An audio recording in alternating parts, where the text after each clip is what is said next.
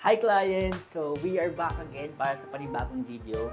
In this video po, I just want to say or announce na meron na lamang pong 4.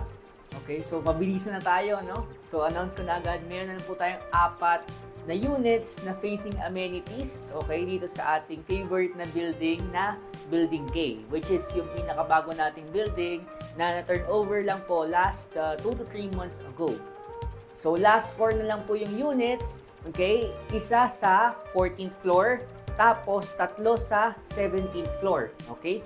For those clients po na interested dito sa ating facing amenities, which is yung isa talaga sa pinaka in-demand na unit na laging kinukuha sa atin or laging reserve sa atin. Okay? So, last 4 na lang siya. So, kung gusto nyo pong makahabol, okay, let's take the advantage na maulan and wala pong masyadong clients na pumupunta dahil nga dun sa ating weather.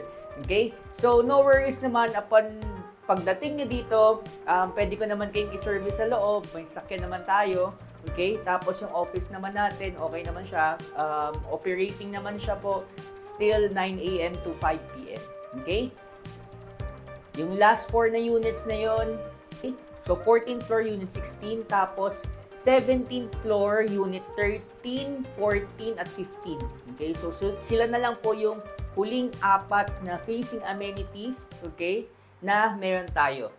So discuss ko na din yung down payment niya po is 20,000 dahil nga po siya ay Building K and bago yung building, okay?